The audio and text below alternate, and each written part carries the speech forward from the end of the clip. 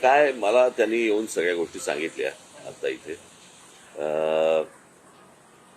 प्रश्न असा आहे की अजित पवार गेल्यानंतर अनेक संशयाची भूतं ही अजूनही फिरतायत त्या सगळ्या गोष्टींच्या अपघाताच्या मागे.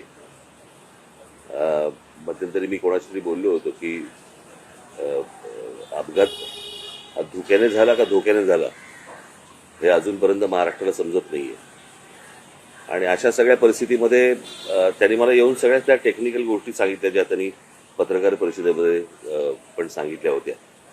मला त्या सगळ्या त्यांच्या बोलण्यातनं मला फक्त एकच गोष्ट जाणवली आणि ती म्हणजे त्यांनी 3 ठिकाणी FIR करण्याचा प्रयत्न केला आणि 3 ठिकाणी FIR करण्याचा प्रयत्न केल्यानंतर 3ही ठिकाणी सरकारकडनं FIR घेतले गेले नाहीत. म्हणजे त्या पोलीस स्टेशनला सांगितलं गेलं की ते FIR घ्यायची नाहीत.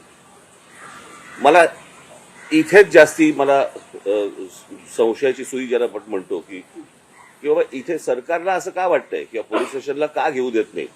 म्हणजे ज्यावेळेला ते मरीन ड्राईव्ह वरती गेले त्या पोलीस स्टेशनला गेल्यानंतर तिथले जे कोणी अधिकारी होते ते त्यांचा FIR लिहून घेत होते, टाईप करत होते आणि टाईप करत असताना इतक्यात DCP आले तिथले आणि त्यांनी सांगितलं की नाही FIR लिहून नाही घ्यायचा म्हणून. तर हे कशासाठी आहे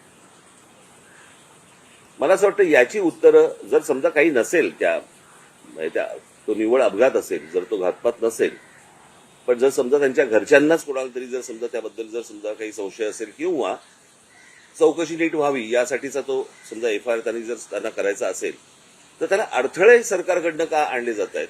आज सुनेत्राबाई तिकडे बसलेले आहेत, उपमुख्यमंत्री म्हणून बसलेले आहेत. मला असं वाटतं त्यांनी पण या गोष्टींचा विचार केला पाहिजे कारण त्यांचेच ते पती होते. महाराष्ट्रातील सर्व बातम्यांचे विश्वासार्ह व्यासपीठ सकाळच्या सर्व सोशल मीडिया प्लॅटफॉर्मला लाईक, फॉलो आणि सबस्क्राईब करा. तसंच सर्व नोटिफिकेशनसाठी बेल आयकॉन प्रेस करायला विसरू नका.